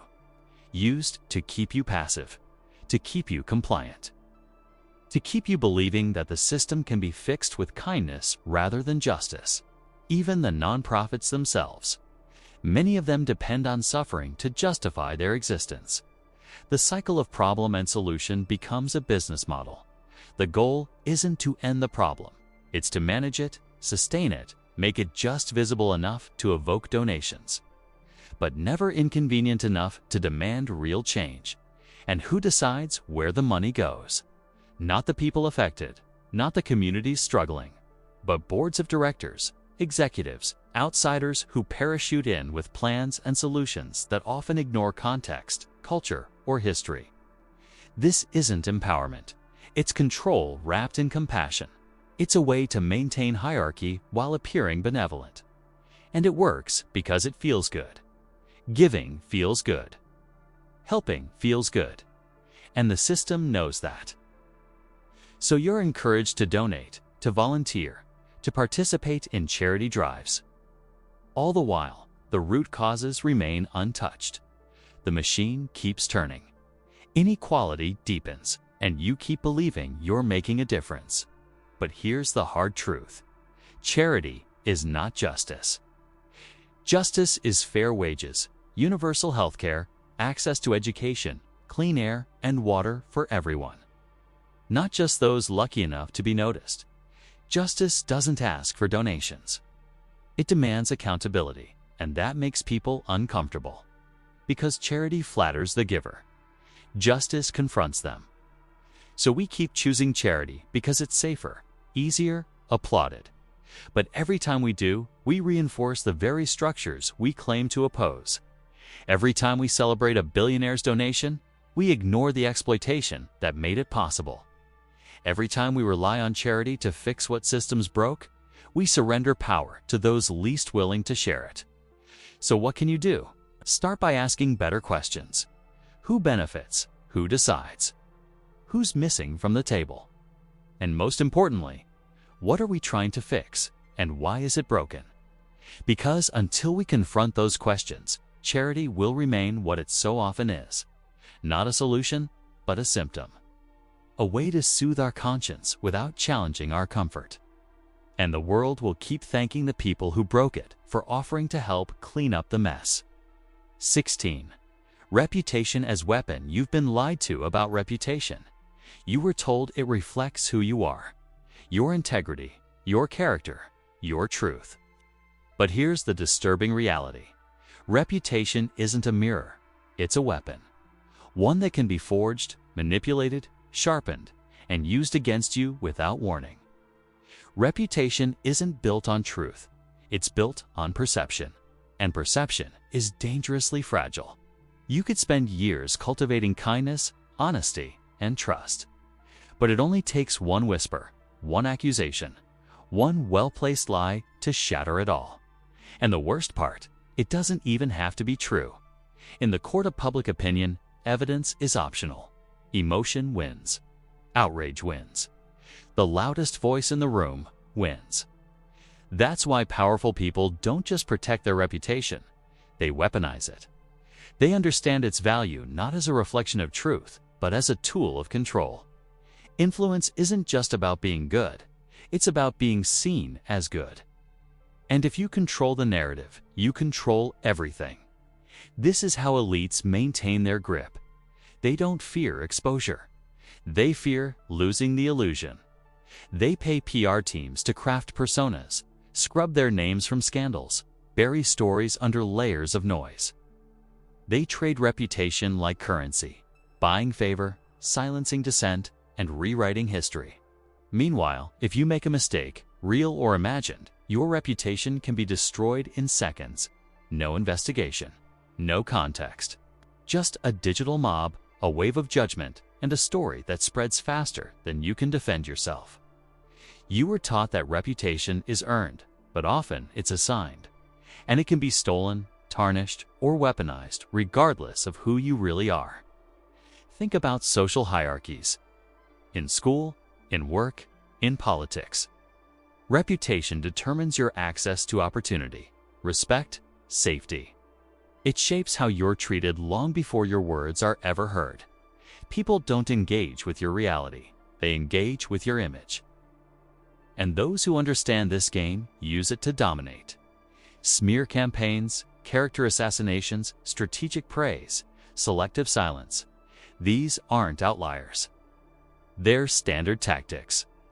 In a world where optics matter more than substance, reputation becomes a form of leverage. People exaggerate their virtues, hide their flaws. Curate every detail of their identity because they know that being seen a certain way can unlock doors, and being seen the wrong way can slam them shut. So what happens when you refuse to play the game? When you value truth over perception, you become vulnerable. Honest people are easy targets in a world ruled by image, because reputation doesn't care if you're real. It cares if you're believable. And believability can be manufactured. The most dangerous part? Reputation controls behavior. People self-censor, bend, contort themselves to avoid reputational damage. Fear of judgment becomes internalized. You stop saying what you think. You start becoming what the world expects because you know how fast it can turn on you. And in that fear, they've got you. Controlled, silenced, shaped. Because if your identity is tied to your reputation, then you'll protect it at all costs, even if it means betraying yourself. So remember this: reputation isn't your truth. It's a mask forged by others, worn for survival. It can be used to uplift or to destroy, and those in power don't wear it honestly. They wield it like a blade. Reputation is not a reflection of who you are. It's a reflection of who the world needs you to be. And the more you understand that, the harder you become to control. 17. Confidence over competence picture to people in a room. One speaks with ease, makes eye contact, gestures boldly. Their words flow like they've rehearsed them 1,000 times, even if they haven't. The other stumbles, hesitates, second guesses. Their voice cracks, their points trail off. But here's the twist. The second person is an expert. The first just really good at sounding like one. And yet, who do we believe? Confidence, not competence. That's the uncomfortable truth. We're wired to trust the person who looks like they know what they're doing, even if they don't. It's not about facts, it's about vibes. Authority is performed, not proven, and the world rewards those who play the part. Think about job interviews. The room isn't designed to test your ability to do the job. It's designed to test how well you can present yourself under pressure. The confident candidate, smiling, assertive, self-assured, walks out with the offer. The competent one, maybe awkward, maybe anxious, maybe honest about their limitations, walks out unemployed. In politics, the stakes are even higher. Voters don't fact-check policies. They respond to tone, posture, delivery. The candidate who sounds like a leader becomes one. Even if they lie, even if they cheat, even if they can't deliver on a single promise. Because confidence is persuasive, even when it's empty. And this isn't a glitch in the system. It is the system. We've been conditioned through media, marketing, culture to equate confidence with truth, to mistake charisma for credibility. A loud voice drowns out quiet wisdom. A bold lie beats a cautious truth. And over time, the game shifts. It's not about being right, it's about sounding right. Look at social media. The confident voice, unapologetic, absolute, provocative, goes viral. The thoughtful, uncertain, nuanced one, buried in the algorithm. We reward conviction, not contemplation, certainty, not curiosity. And in the process, we elevate people who are confident enough to say anything, regardless of whether it's true. The workplace reflects this too. How many promotions go to those who talk the most in meetings, not those who think the deepest? How many decisions are made by those who pitch ideas loudly, not those who analyze them rigorously? We call it leadership potential, but often it's just performance. And this performance isn't without cost. Because when we prize confidence above competence, we create a culture where pretending becomes more valuable than knowing, where bluster beats evidence, where arrogance is mistaken for intelligence. And those who are cautious, reflective, self-critical, often the most competent of all, get sidelined, dismissed, ignored. It's worse than unfair. It's dangerous. Because confidence doesn't mean correctness. But once it's mistaken for it, the consequences multiply. Mistakes go unchallenged. Flaws go unnoticed. Harm goes unchecked. And those with actual skill are silenced under the roar of the self-assured. This isn't to say confidence is meaningless. It's powerful, necessary even, but it should be the result of competence, not a substitute for it. And we rarely stop to ask, is this person actually qualified, or do they just sound like they are? The sad irony, competent people are often less confident. Not because they're less capable, but because they know more. They understand complexity. They grasp uncertainty. They know what they don't know. And that humility makes them hesitate. Meanwhile, the truly ignorant are often the loudest. Their certainty unburdened by depth. This is the Dunning-Kruger effect in action. The less someone knows, the more confident they tend to be. And the more someone knows, the more aware they are of their limitations. But we reward the wrong end of that spectrum. So what do? We learn to question confidence. We dig deeper. We stop assuming that presence equals mastery. And we start listening for substance, not just style. Because if we don't, we'll keep choosing the loudest voice in the room while the most capable one stays silent in the corner. Confidence is compelling, but competence is what actually holds the world together. We just have to start valuing it before it's too late. 18. Design dysfunction. Have you ever noticed how every system that's supposed to help you, education, healthcare, politics, justice, always seems to fall short? Always inefficient, always underfunded, always in crisis. We're told these are bugs, flaws, accidents of complexity. But what if they're not? What if the dysfunction isn't a mistake, but the design? Every system is designed to stay broken. Because broken systems don't just survive, they serve someone. Let's start with education. You're told it's about learning, growth, opportunity. But why then is it structured like a factory?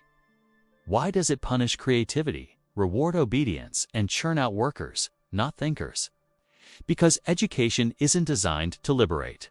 It's designed to prepare you for submission, to teach you to follow rules, not question them, to memorize, not analyze, to meet standards, not challenge them.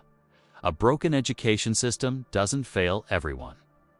It produces exactly what the system needs. Compliant, exhausted adults trained to accept the world as it is. Now look at healthcare. Supposedly, a system to heal, to protect. But in practice, it's a business, a commodity. Healing becomes a service, priced and rationed. And when you're sick, you're not a person. You're a revenue stream. The longer you're dependent, the more profitable you become. Why fix a system that turns suffering into income? You don't. You let it break further. You let people fight over scraps because desperation is easy to control. Then there's politics. The illusion of representation. You vote, you hope, you wait. But year after year, nothing truly changes because politics isn't designed to serve you. It's a theater of promises masking a marketplace of power. Politicians answer to donors, not voters. The system rewards performance, not integrity. Loyalty, not truth. And so it remains broken. Conveniently, predictably. Because a broken political system keeps you blaming the other side. Never the structure itself, even justice. Perhaps the most sacred illusion of all. We tell ourselves justice is blind, impartial, fair. But in reality, it sees everything. Your race, your status, your wealth. It weighs them carefully before ever looking at evidence. The poor wait, the rich settle. The powerful evade. And yet, the system endures. Because justice isn't about fairness, it's about order. Maintaining the appearance of accountability without ever threatening the foundations of power. You see the pattern now, don't you? Every system pretends to serve the public, but their real purpose is preservation. Of hierarchy, of profit, of control. The chaos you experience isn't the result of failure, it's the product of careful design. Bureaucracy, red tape, waiting lists, underfunded schools, inaccessible medicine, political gridlock. They're not problems to be solved. They're features of a machine that only works for the few at the expense of the many. and the brilliance of it. You're trained to blame yourself. You didn't study hard enough. You didn't work hard enough. You didn't vote hard enough. It's your fault, not the system's. So you try harder, push further, burn out faster, all while the system hums along, extracting your energy, your time, your hope, without ever intending to change. Because change threatens stability, and stability is the currency of the powerful. Fixing the system means redistributing power, and those with power will never allow that willingly. So instead, they let it stay broken. Broken enough to keep you chasing solutions, functional enough to maintain control. But what if you stopped believing it was an accident? What if you saw the dysfunction for what it really is? A smokescreen, a distraction, a design. Then maybe you'd stop fixing yourself to fit the system and start questioning why the system demands your brokenness to survive. Because until that question is asked and answered, the systems will remain exactly as they are. Not because they can't be fixed, but because they were never meant to be. 19. Suffering as business model. Imagine a world where your pain is someone else's profit. Now stop imagining. That world is this one, and it always has been. Suffering isn't just tolerated. It's monetized, packaged, scaled, sold. Behind every crisis, every addiction, every moment of despair, there's a profit model humming quietly in the background. The deeper the pain, the bigger the payout. Take healthcare. You'd think its goal is healing, but look closer. Chronic illness, that's not a tragedy. It's a business plan. Pharmaceutical companies don't celebrate cures, they celebrate customers. Lifelong prescriptions, repeat procedures, treatment, not resolution. Because a cured patient is a lost sale, but a suffering patient is a revenue stream. Think that's harsh? Ask yourself, why are insulin prices still skyrocketing? Why do cancer drugs cost tens of thousands? Why are mental health services rationed unless you're wealthy?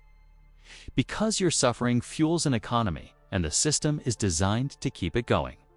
Now look at addiction. Not just to drugs, but to screens, sugar, gambling, social validation. Every click, every swipe, every anxious glance at your phone is data, is revenue. Tech companies use psychological manipulation to keep you hooked. Your dopamine spikes aren't accidents. They're engineered. You think you're the customer. You're the product.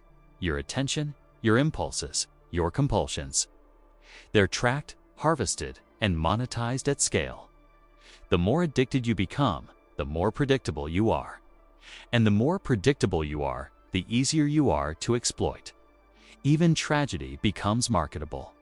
A school shooting, that's a media event. Watch the coverage, count the ad breaks. Your outrage is monetized. Your grief becomes engagement. And somewhere in a meeting room, analysts track which headlines drive the most clicks. Disaster relief, big business, war, lucrative. Every time chaos erupts, someone profits from the rebuilding.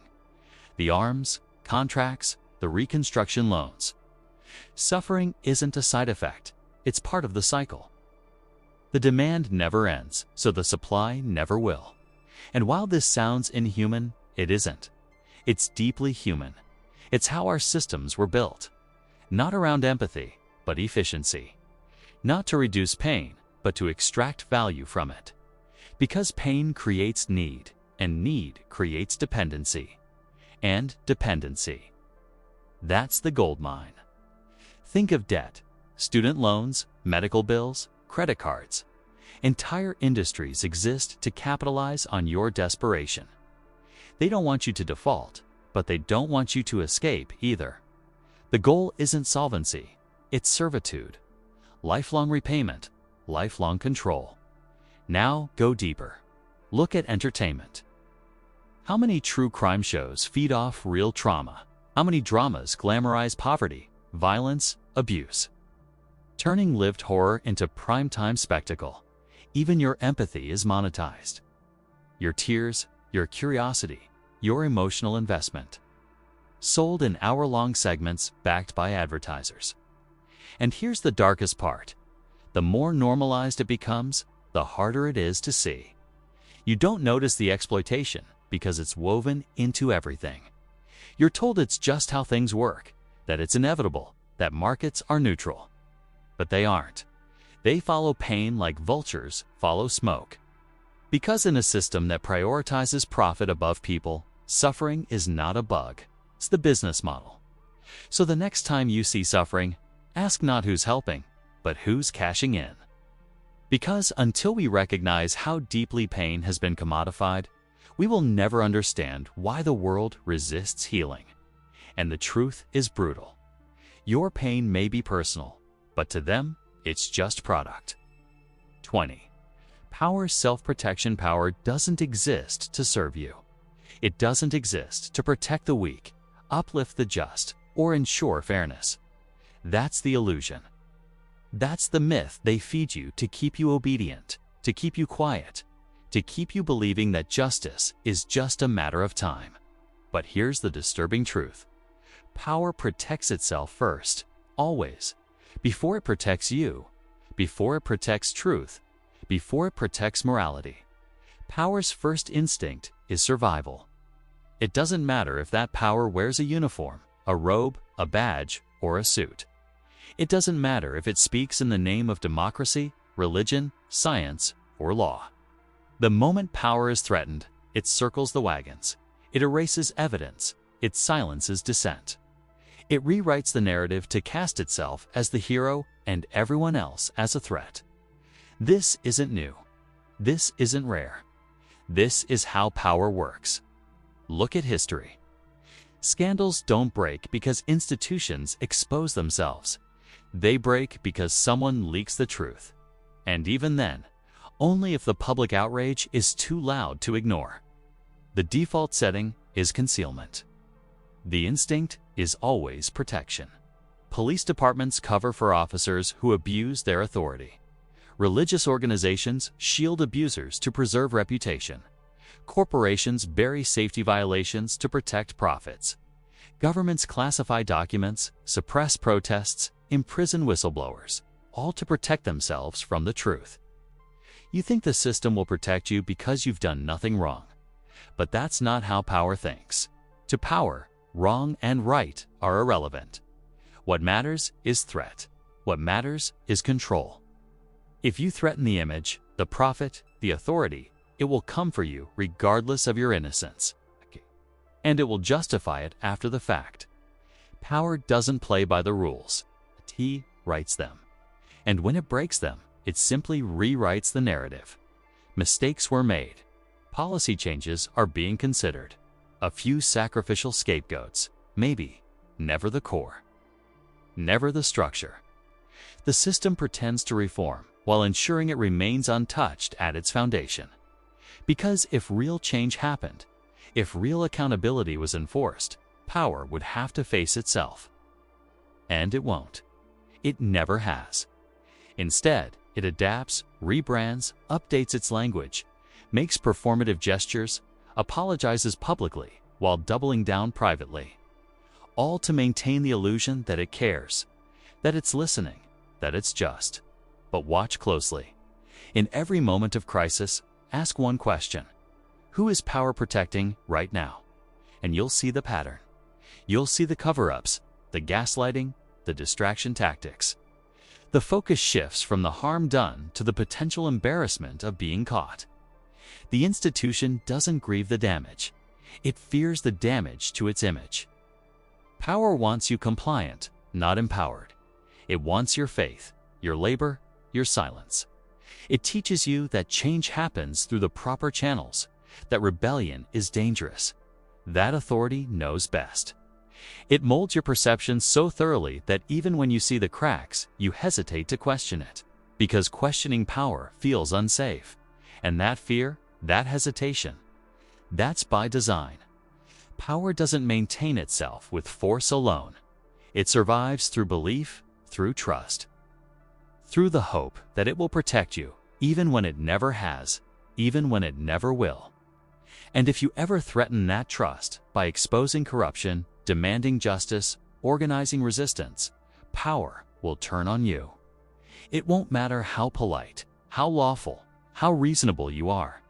The moment you become inconvenient, you become expendable. This is not a glitch in the system. It is the system. Power doesn't corrupt, it reveals. And what it reveals is a simple, brutal truth. It will burn the world down before it gives itself up, because power never protects you. It protects itself first, always. 21. Obedience leading to disappearance. You followed the rules. You kept your head down. You did everything right. But slowly, almost imperceptibly, you began to disappear. Not physically, not at first, but in the meetings where your ideas are glossed over. In the relationships where your silence is mistaken for agreement. In the daily routines that feel more like scripts than choices. You vanish, not in one dramatic act, but in 1,000 tiny concessions. Because here's the cruel paradox. The more obedient you become, the less visible you are. We're taught from childhood that obedience is virtue. Follow the rules. Be polite. Wait your turn. Don't question. Don't resist. Good behavior is rewarded. Or so they say. But over time, that reward becomes more abstract. Praise turns into expectation. Your compliance is no longer noticed. It's assumed. And soon, you're not being seen at all. You're being used. Obedience, in theory, is supposed to earn you trust. In practice, it earns you invisibility. The more you conform, the more you blend in. And blending in sounds safe, even smart. But blending in too well makes you disappear. You become part of the wallpaper, expected to perform, but not to speak. Present, but not present enough to disrupt. Have you noticed how rebellion gets attention? How dissent is spotlighted, feared, even respected, while obedience is quietly ignored. The disobedient might be punished, yes, but at least they're acknowledged. At least the world is forced to reckon with their presence. Obedience doesn't get reckoned with. It gets absorbed. Think about your workplace. The one who questions the policy, even clumsily, is remembered. The one who follows it to the letter. They become a cog, interchangeable, replaceable, not because they lack value, but because their obedience has made them predictable. And predictability is the first step toward erasure. This isn't just about jobs, it's about identity. Because every time you suppress a disagreement, swallow a boundary, or nod when you should speak, you reinforce an illusion that your role matters more than yourself. That who you are is less important than what you comply with. Until eventually, even you forget where the performance ends and you begin. Obedience becomes a habit, a reflex. You stop asking why. You stop noticing when you've stopped asking. Life becomes an endless series of boxes to check. Not because they make sense, but because not checking them feels dangerous. You stay in line because stepping out of it feels like stepping off a cliff. But here's the unsettling part. Society likes you that way. Systems are built on the quiet labor of invisible people. Governments, corporations, institutions, they function best when you don't make noise, when you obey without question, when you confuse being good with being silent. Your obedience feeds the machine, and your disappearance is its most convenient byproduct. Obedience strips you of edges, of friction, of presence. And yet, you're still here. You're still human. So the absence creates tension. You feel it in your gut. The quiet resentment, the vague discontent. You're praised for being agreeable, but punished when that agreement feels hollow. You become emotionally bankrupt, and no one notices because no one's looking. Because you trained them not to. You told the world you were fine. You taught them to ignore your no by never saying it. You hid your anger, your creativity, your dissent, and now you wonder why no one sees you. You obeyed so well that you became background noise, reliable, safe, invisible. But invisibility has a cost. You start to feel erased, not just by others, but by yourself. You can't rebel because you no longer remember what rebellion would even look like. You forgot how to want something that hasn't already been approved. You stopped needing permission, and yet you still wait for it. And here lies the danger. Invisible people are easy to ignore, but they're also easy to discard. Obedience is not loyalty. It's not protection. It's camouflage. And when the system changes, when it no longer needs you, your compliance doesn't save you. It only ensures that your exit is silent. To be seen, truly seen, requires risk. It requires contradiction, disruption, honesty. You must be willing to say no, to be disliked, to confuse those who've come to rely on your compliance. Visibility isn't given to the obedient. It's claimed by the defiant. The more you obey, the less you're seen. And if you want to be seen, really seen, you'll have to stop disappearing on purpose. You'll have to remember that silence isn't safety, that being good isn't the same as being whole, that obedience is not identity. Because the world doesn't need more invisible people, it needs people brave enough to be seen. Even if it means being misunderstood, even if it means being loud, even if it means being disobedient. Especially then, 22, the fear of standing alone. You wake up in a world where standing alone feels like death. Not because it is, but because you've been trained to believe it is. From your earliest memories, you've been surrounded by subtle cues, whispered rules, and invisible expectations. Fit in. Follow along. Belong. The classroom teaches more than arithmetic. It teaches obedience. The playground teaches more than games. It teaches hierarchy. Every institution, every structure, every social script carries the same underlying command. Don't stand out. And whatever you do, don't stand alone. Because standing alone means exposure, vulnerability, rejection, and rejection. In the human psyche, registers like a physical wound. You're wired to fear it because, in evolutionary terms, exile was once a death sentence. Our ancestors didn't survive alone in the wild. They survived in groups, by conforming, by belonging. That deep fear of social rejection didn't vanish with civilization. It simply evolved. Now, it hides in boardrooms, classrooms, family dinners. It whispers through likes, comments, and follows. It punishes you quietly every time you dare to deviate. The punishment isn't always direct. No, it's subtler than that. You get passed over, ignored, left out of the joke, the meeting, the invitation. A chill sets in. Not from the weather, but from the silence that follows nonconformity. That silence is engineered.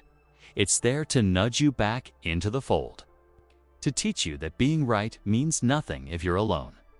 That your truth, no matter how clear, is dangerous without a crowd to echo it. So you adjust. You laugh at things that aren't funny. You nod at ideas that make your stomach turn. You hide your real questions behind polite smiles. Not because you're weak, but because you've been taught over and over that standing alone isn't brave. It's stupid. It's reckless. It's social suicide, and society rewards compliance with comfort. Fitting in comes with perks, validation, approval, opportunity. Challenge the narrative, and suddenly those perks disappear. That promotion, gone. That friend group, drifting. That family support, conditional. You start to see the strings. Tied not to your performance or your character, but to your compliance, to your willingness to keep quiet and stay small. But here's the cruel twist. The more you conform, the more invisible you become. Your edges blur. Your voice weakens. You become another interchangeable part in a machine that only values you when you stop questioning. Standing alone feels terrifying, but losing yourself? That happens quietly, gradually.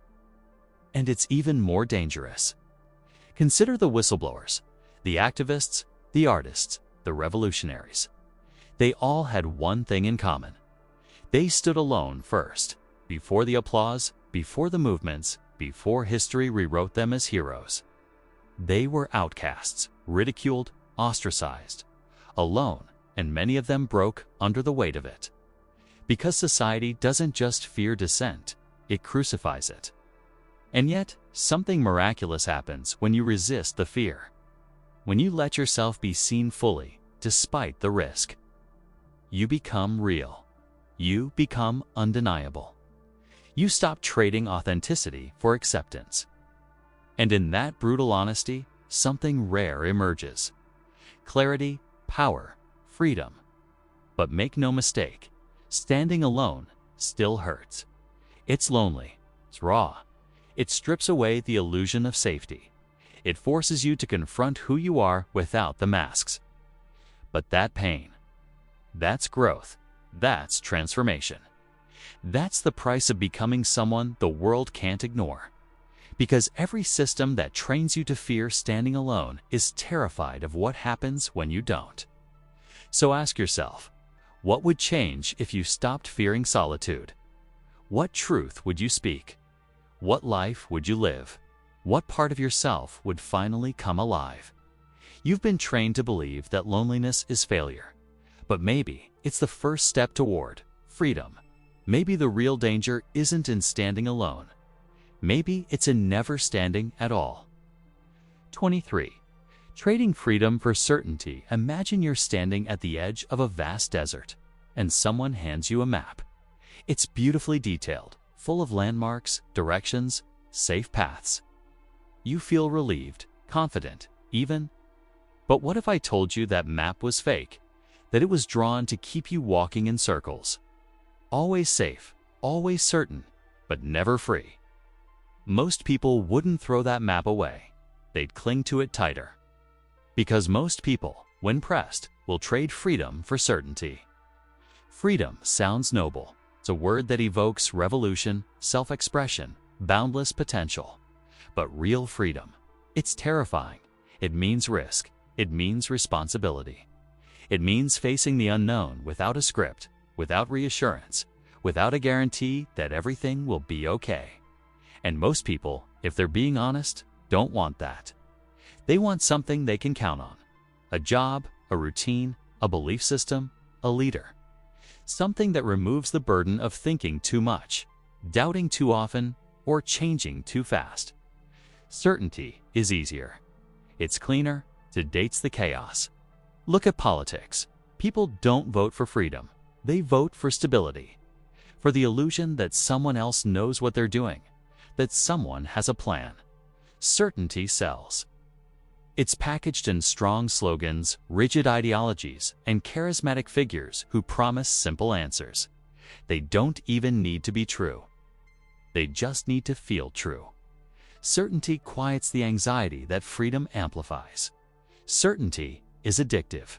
It gives you heroes to follow and enemies to blame. It offers identity, meaning, predictability. And once you taste that predictability, it's hard to let go. Your mind starts building walls around it, defending it. Not because it's right, but because it's comfortable. And what happens to freedom? Real freedom. Freedom of thought, of speech, of dissent. It gets branded as dangerous, radical, unpatriotic. Because freedom disrupts. It challenges the system. It forces people to confront ambiguity. And ambiguity is the enemy of comfort. Certainty doesn't just live in politics. It lives in religion, in science, in education.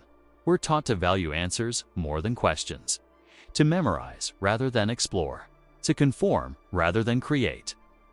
The child who asks why too often becomes a nuisance. The adult who questions norms becomes a threat. Even in relationships, we crave certainty. Labels, definitions, guarantees. We seek commitment not just out of love, but out of fear. Fear of being alone, of the unknown, of emotional risk. We want our partners to act predictably, to meet expectations.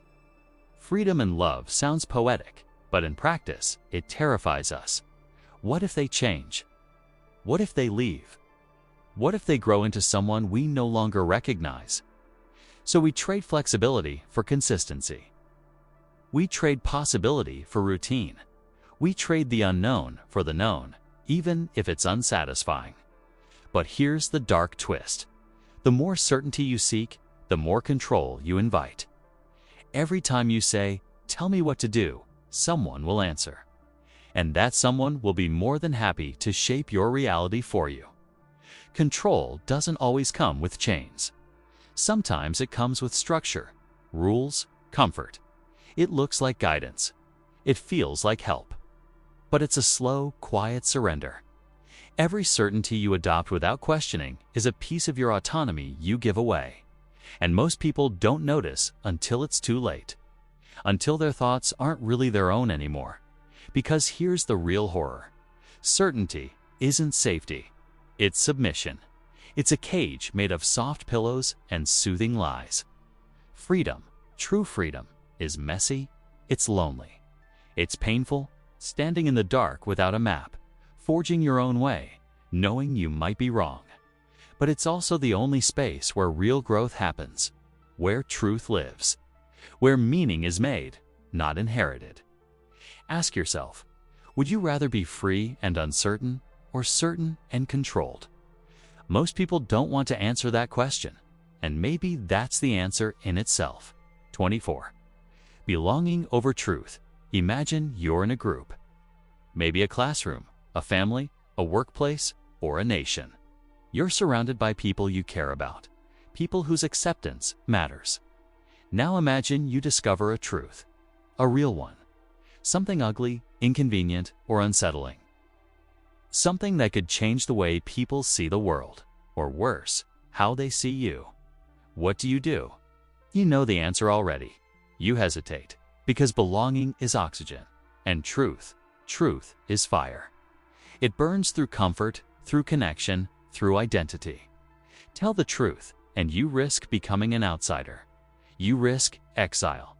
You risk being labeled difficult, crazy, ungrateful, or even dangerous. So instead, you swallow it. You play along. You nod, smile, blend in. Not because you don't see the lie, but because you fear what telling the truth will cost. Humans are wired for survival, and survival has never been about truth. It's been about inclusion. In the ancestral world, being cast out meant death. Alone, you starve. Alone, you're prey. So we evolved to prioritize group cohesion over personal conviction. We evolved to stay silent even when our souls scream otherwise. This is why social harmony often trumps factual accuracy. Why so many stay quiet at dinner tables, in boardrooms, in churches, in nations. Why truths remain buried beneath layers of polite silence. Belonging is safety. Truth is risk. Consider the whistleblower, the one who sees the rot in the system and dares to speak up. They're rarely celebrated. They're fired, sued, doxxed. They become radioactive. Why? Because they broke the unspoken contract. Protect the tribe, even when it's wrong. The same is true in personal relationships. You see a friend self-destructing, a partner lying, a sibling drowning in denial. You know the truth, but you also know what saying it might do. The silence isn't because you don't care, it's because you do. You fear breaking the bond. You fear losing what little connection you have. Even our institutions are built on this dynamic. Political parties, religions, corporations. They reward loyalty, not honesty. The truth is welcomed only if it aligns with the agenda. If it doesn't, it's a threat. A virus, an act of betrayal. Ask yourself, when was the last time you told a hard truth and were rewarded for it? When was the last time you challenged a comfortable lie and felt embraced for it? Now ask, how many times have you lied? Subtly, quietly, by omission, just to keep the peace. This isn't cowardice. It's instinct. It's strategy. It's the invisible price we pay for community. And it's why most belief systems, no matter how flawed, survive. Not because they are true, but because they offer identity. They offer belonging. They tell you who you are, where you fit, and who your enemies are. Rejecting them means becoming unmoved, adrift in a world where certainty vanishes and community dissolves. Belief binds us. Truth divides us. That's the paradox. So we lie. Not always overtly, not even consciously. But we adopt half-truths. We ignore contradictions. We pretend, because the pain of exile outweighs the relief of honesty. But here's the real cost. The longer we choose belonging over truth, the more our inner world fractures. The more we betray ourselves to be accepted by others. And over time, we lose the ability to even recognize what's real. We become hollow echoes of the people we might have been. And yet, we continue. Because to tell the truth in a world that values loyalty more than integrity, to live authentically in a culture that punishes dissent is to choose loneliness, to choose discomfort, to risk everything. Still, somewhere inside you, the truth waits. It watches, it whispers. Not because it wants to destroy you, but because it wants to set you free. And one day, maybe you'll decide the cost of silence is greater than the cost of exile. That belonging built on lies isn't belonging at all. And in that moment, when you finally speak, everything will change. You may lose the group, but you'll gain yourself. And sometimes, that's the only truth that matters. We've covered a lot of ground today. 24 uncomfortable truths about how our world really operates. And if you've made it this far, you're probably feeling a mix of emotions. Maybe anger, maybe sadness, maybe a strange sense of relief that someone finally said what you've been thinking but couldn't quite articulate. These truths are hard to swallow. Money over merit. The vulnerability of virtue. The exhaustion machine. The comfort trap. The lies we're rewarded for. Justice as commodity. Punishment over prevention. Being bought without knowing it. Kindness born from fear. The illusion of democratic power. The survival bias that makes us cruel to ourselves and others. News designed to hook us, not inform us. Our proximity blindness to suffering. How emotion always trumps facts. Charity that hides exploitation. Reputation used as a weapon. Confidence valued over competence. Systems designed to stay broken. Suffering turned into profit. Power protecting itself above all. How obedience makes us disappear. The fear that keeps us from standing alone. Trading freedom for the comfort of certainty. And choosing belonging over truth. These patterns operate every single day in every corner of society. They shape your career, your relationships, your beliefs, your future. And the more you understand them, the less control they have over you. Because awareness is the first step toward freedom. Once you see the game, you can't unsee it. Once you understand the rules, you can choose whether to play by them or write your own. This doesn't mean becoming cynical or hopeless. It means becoming awake. It means recognizing that the world isn't broken by accident. It means understanding that your exhaustion, your frustration, your sense that something is deeply wrong. You're not imagining it. The system is working exactly as designed. Not for you, but in spite of you. But here's what they don't want you to know. You have more power than you think. Your awareness threatens their control. Your questions disrupt their narratives. Your refusal to comply breaks their machine. You don't have to accept the world as it is. You don't have to trade your authenticity for acceptance. You don't have to stay silent to keep the peace. You don't have to exhaust yourself for their profit. You don't have to believe their lies, play their games, or live by their rules. The choice is yours. It always has been. Will you continue sleepwalking through a reality designed to exploit you? Or will you wake up and start building something better? The truth is uncomfortable, but it's also liberating. Because once you see clearly, you can finally start living freely. The question isn't whether you can handle the truth. The question is, what will you do with it?